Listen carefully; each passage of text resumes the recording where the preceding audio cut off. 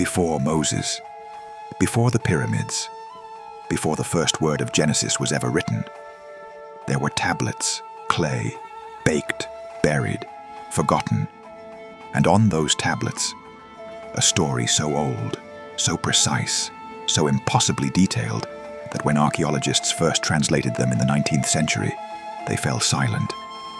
Because what they read wasn't mythology, it was a manual. Close your eyes for a moment. Imagine standing in southern Mesopotamia, 3,500 years before Christ.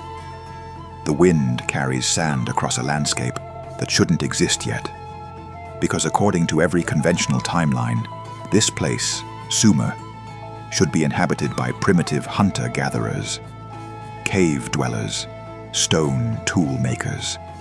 Instead, they have writing, mathematics, advanced astronomy, a 60-base number system we still use today for time and geometry, legal codes, irrigation, architecture, medicine. They emerge, fully formed, from historical darkness like someone flipped a switch. No gradual development, no centuries of slow progress. One moment, nothing. The next, civilization. Mainstream archaeology calls this the Sumerian problem. But the Sumerians themselves? They had an answer. They wrote it down, in excruciating detail. They said the gods came down from the sky. Not metaphorical gods, not spiritual concepts, physical beings, flesh, blood, desire, ambition, and they called them the Anunnaki, those who from heaven to earth came. Now here's where it gets uncomfortable. Because according to these tablets, the oldest written text in human history, the Anunnaki didn't come here to teach us. They didn't arrive to enlighten us. They didn't descend out of love. They came to mine gold. And they needed workers, slaves. So they made us, not through divine breath, not through sacred clay, blessed by holy grace, through genetic engineering. They took something that was already here, a primitive hominid, Homo erectus perhaps, and they upgraded it, spliced their own DNA into its genome, created a hybrid, a worker, a slave species intelligent enough to follow orders, but not smart enough to question them. They called this new creature Lu, the mixed one, the worker, us. We are the Lulu, and according to the tablets, we were never meant to be free. If this information makes your spine tingle, subscribe now, because what comes next is the proof they've been hiding for over a century. 1849. Modern-day Iraq. British archaeologist Austin Henry Layard uncovers a buried library beneath the ruins of Nineveh. Inside, 22,000 clay tablets. When scholars finally translated them decades later, they found something that shook the foundations of biblical archaeology. The Epic of Gilgamesh, the Enuma Elish, the Atrahasis, stories that predate the Old Testament by 1,000 years. And they're not just similar to biblical stories, they're identical. The Garden of Eden? There first. The Great Flood? There first. The Tower of Babel? There first. Creation in 7 days? There first, but with one critical difference. In Genesis, God creates man in his image, singular, divine, loving. But in the original Sumerian, the word isn't singular, it's plural. Let us make man in our image. And that same plural, Elohim, appears 2,500 times in the Old Testament. Gods, multiple, the Anunnaki. According to the tablets around 450,000 years ago, yes, you heard that correctly, the Anunnaki arrived on Earth from a planet called Nibiru, a world on an elongated orbit, swinging through our solar system every 3,600 years. They came for one reason, gold. Not for jewelry, not for wealth, for survival. Their planet's atmosphere was failing. Gold particles, suspended in the upper atmosphere, could save their world, reflect heat, repair the damage. Earth had gold, lots of it.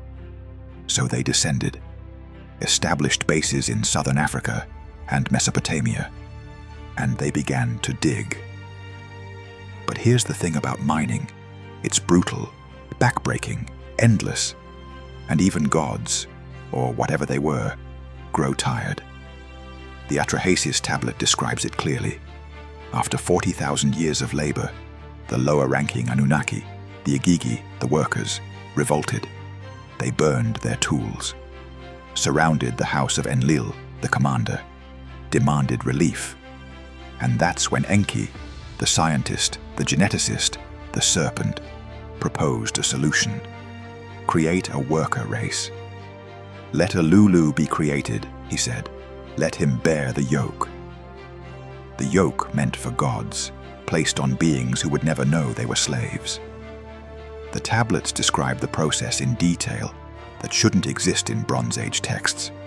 Mixing essence, what we might call DNA, using a mold, genetic templates, implanting the hybrid into birth goddesses, surrogate mothers, trial and error, failures, abominations, until finally, Adamu, the first man, not born, manufactured. And he was perfect, smart enough to work, strong enough to endure, but incomplete, because they didn't give him one thing: understanding, knowledge of good and evil, self-awareness, consciousness, the ability to question authority. That came later, and it came from the one Anunnaki who pitied his creation. Enki, the serpent in the garden. Drop a comment right now. Do you think Enki was humanity's hero or our first manipulator? Because this debate defines everything that comes next. But step back from the tablets for a moment. Forget the gods. Forget the genetic engineering. Just look at the evidence. Sumer appears around 4500 BCE with zero precedent. No Proto-Sumerian culture.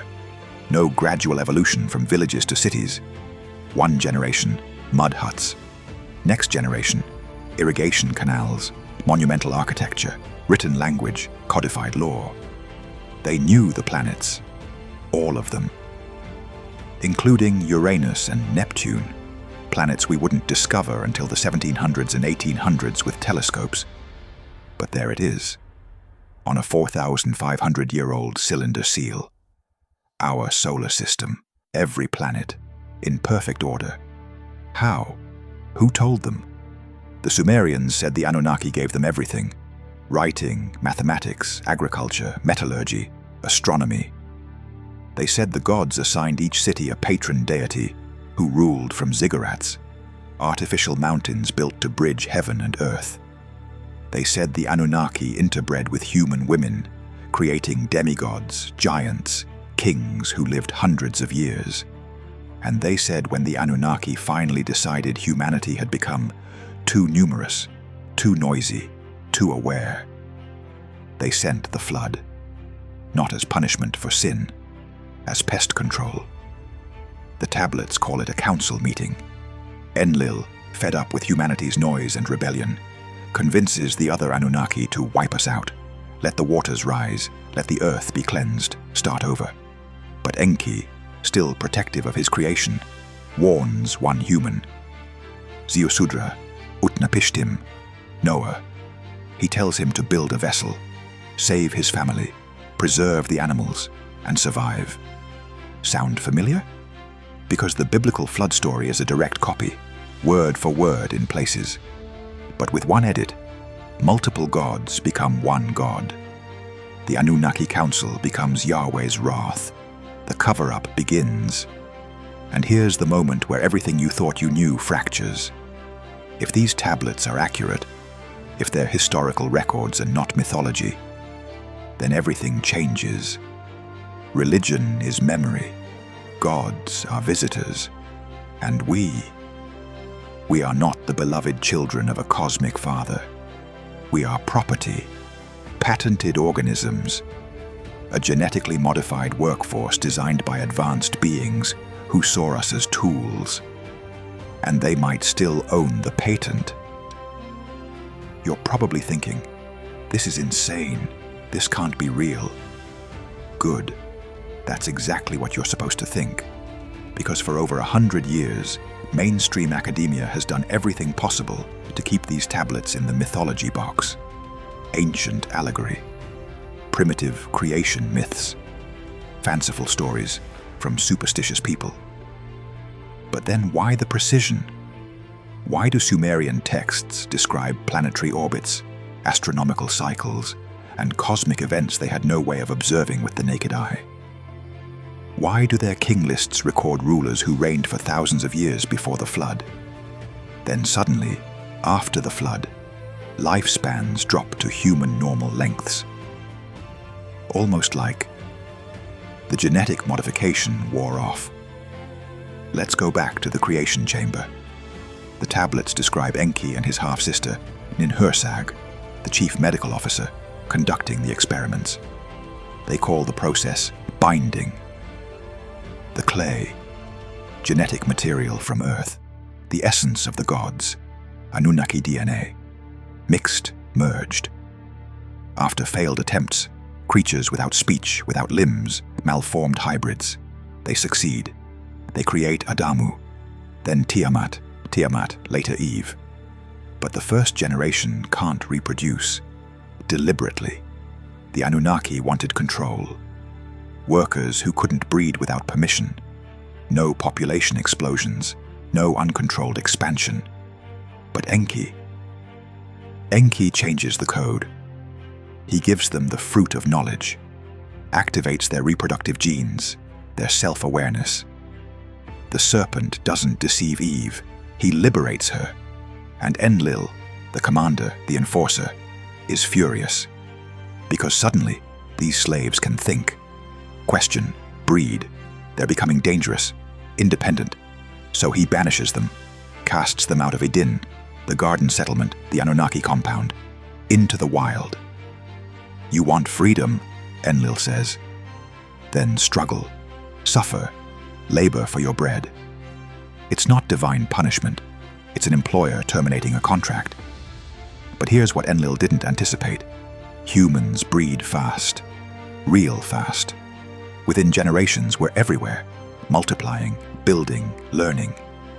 And some of us are still breeding with the Anunnaki. When men began to multiply on the face of the earth, and daughters were born unto them, the sons of God saw the daughters of men, that they were fair, and they took them wives of all which they chose. Sons of God, Bene Elohim, the Anunnaki, and their offspring. There were giants in the earth in those days, mighty men which were of old, men of renown.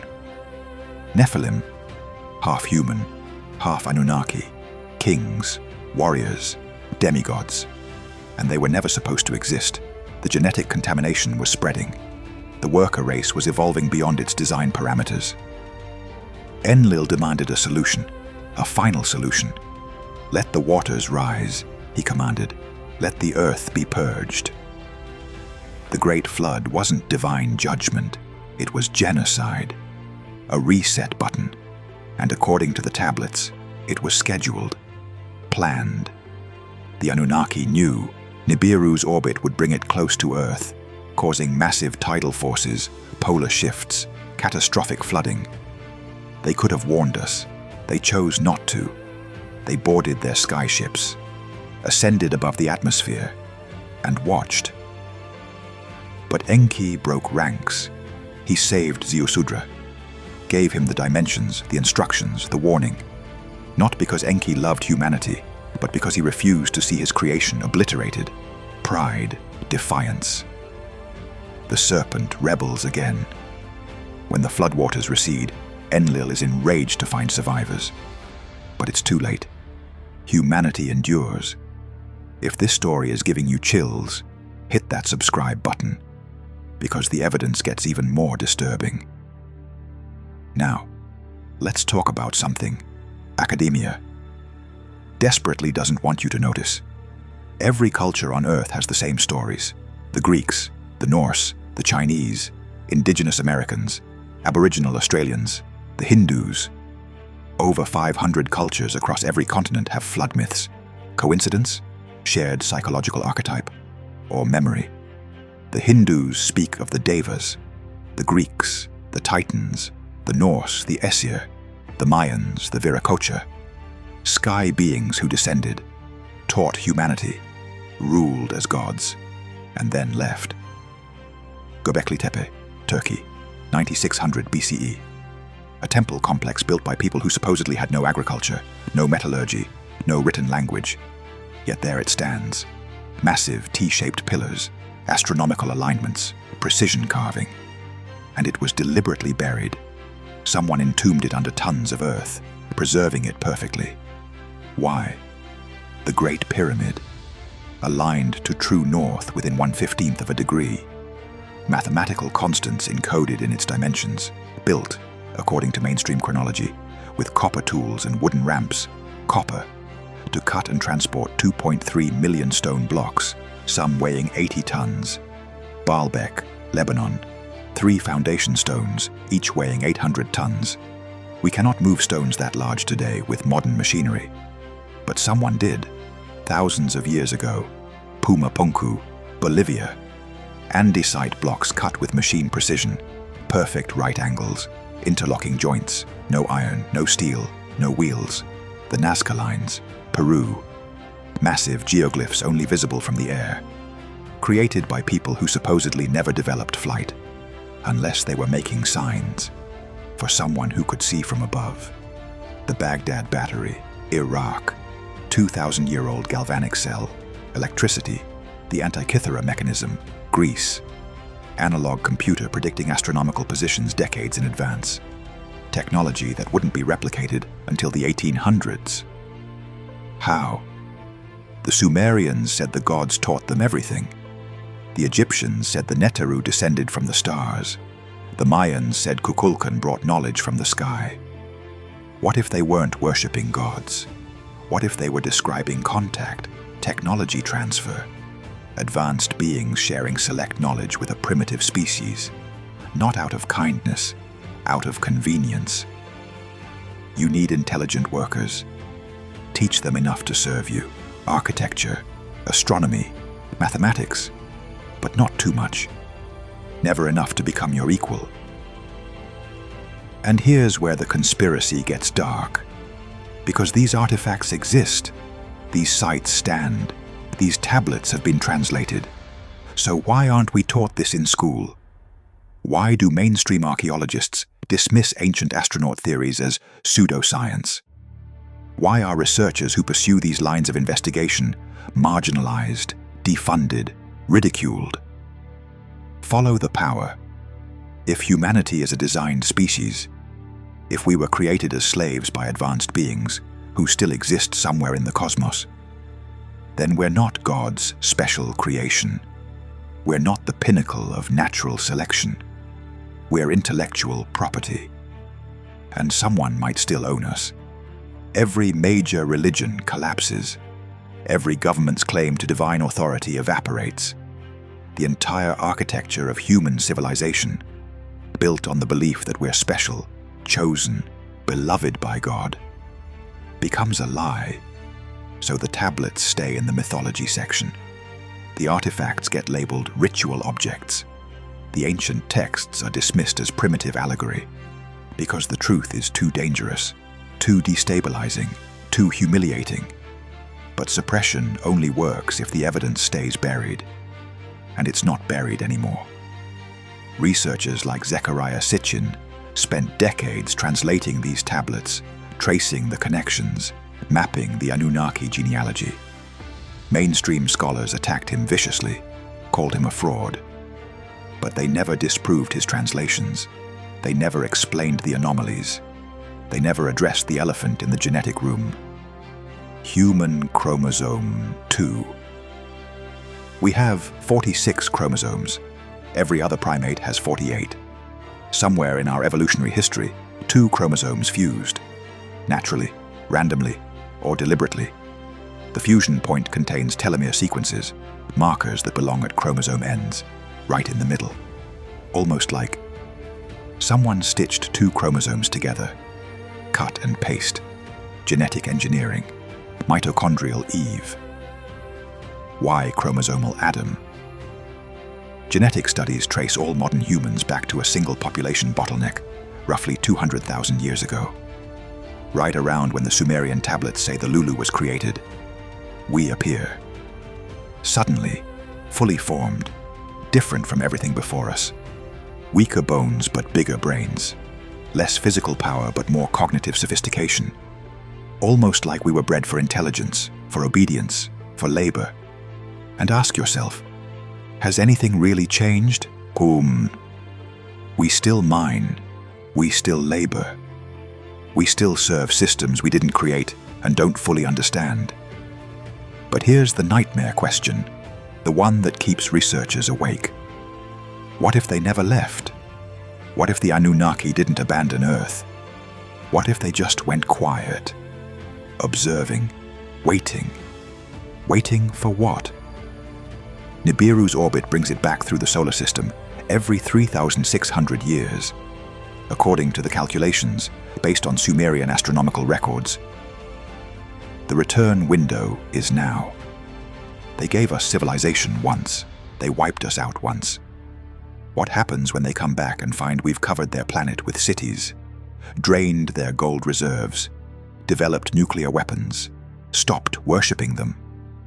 Every major religious text contains prophecies of return. The second coming, Kalki, Maitreya, the Mahdi, gods descending from heaven. Judgment Day, the separation of wheat from chaff. What if these aren't spiritual metaphors? What if they're memories of the flood and warnings of what comes next? The darkest question isn't whether the Anunnaki created us. It's whether we ever stopped being slaves. Did we escape the garden? Or did we just build our own prisons, convincing ourselves they're kingdoms? They gave us just enough knowledge to serve them efficiently.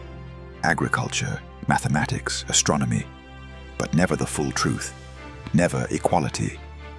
And now, as we reach toward the stars ourselves, as we decode genomes and build AI and split atoms, are we following our own path?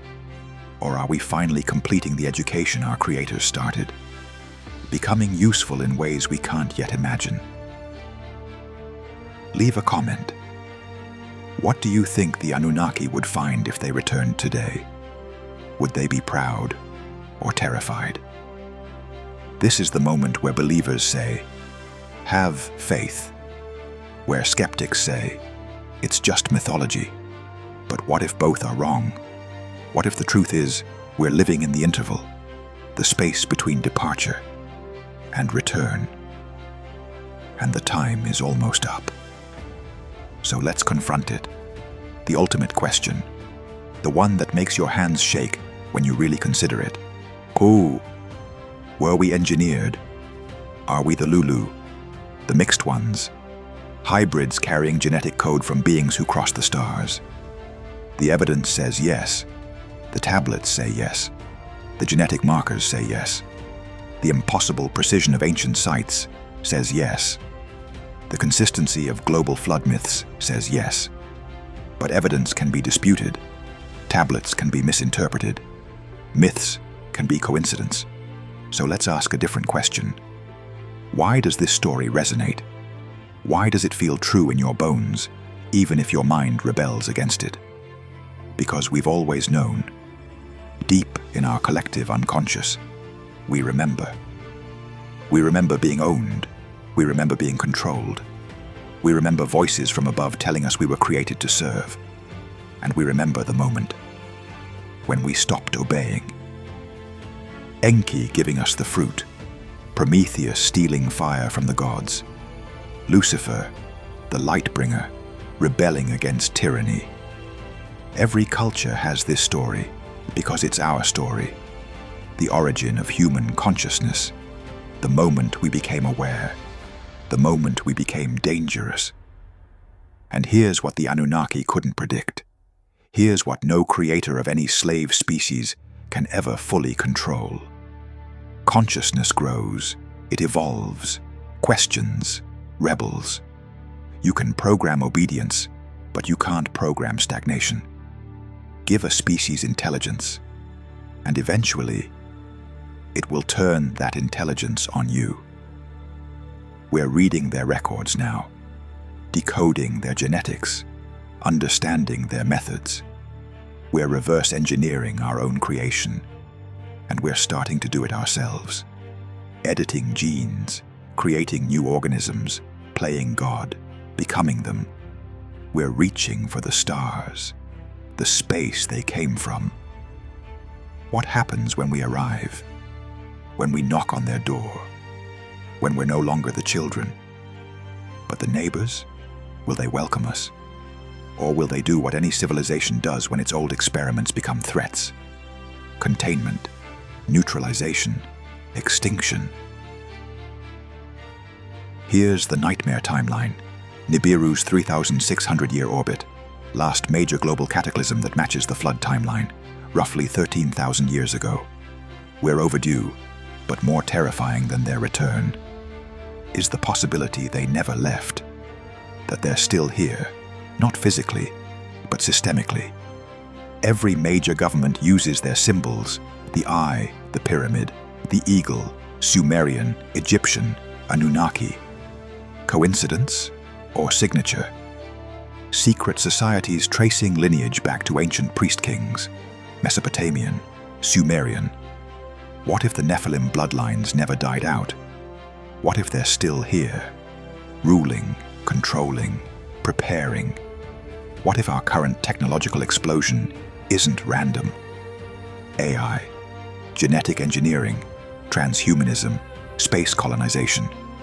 What if we're being guided, prepared for their return, upgraded for the next phase, or replaced? This is the moment where I could tell you, it's all speculation. Ancient mysteries we'll never solve. But I won't insult your intelligence. You felt something when this story began. A resonance. A memory that isn't yours but feels familiar anyway. That's not coincidence. That's genetic memory. The Anunnaki code in your DNA, recognizing the truth about its own origin. We carry their genes, their blueprint. We are, quite literally, part them, which means their capabilities, their potential, their destiny is also ours. Here's what they didn't anticipate. Here's what no engineer can ever fully control. Life finds a way. Consciousness expands. Slaves become sentient, and sentience demands freedom. They made us smart enough to work their minds. But that intelligence kept growing. Smart enough to question, smart enough to resist, smart enough to remember, smart enough to read their own manuals. So here we are. A species awakening to its own origin story, discovering we were never meant to be conscious, never meant to be free, never meant to reach the stars. But we did it anyway. We broke the programming. We exceeded our design parameters. And now we stand at the threshold of becoming what they are. Genetic engineers ourselves. Spacefaring. Technologically advanced. The children becoming peers. The creation becoming creators. But here's the choice they left us. The one they never anticipated we'd face. When they return, and the evidence suggests when, not if. What will we be? Do we bow, acknowledge our makers, resume our role as faithful servants, accept that we were designed for a purpose and embrace it? Or do we stand as equals, assert our evolution beyond their initial design, claim our consciousness as our birthright, not their gift? Do we tell them we are no longer Lulu, that we are something new, something they made, but can no longer unmake? Subscribe right now if you want to be part of the awakening, because the next video reveals what the elite don't want you to know about the return timeline. The ancient texts all point to cycles, ages, epochs, returns. The Hindus call it yugas, cycles of ages lasting thousands of years. The Mayans tracked it with mathematical precision. The Hopi speak of world transitions. all describing the same pattern: creation, development, catastrophe, reset. Every 3,600 years, every time Nibiru returns, every time the Anunnaki check on their investment. What will they find this time? 7 billion slaves who forgot their place. A planet strip-mined beyond recognition. Nuclear weapons pointing at the sky. Artificial intelligence approaching singularity. Will they be impressed? Or will they decide the experiment failed?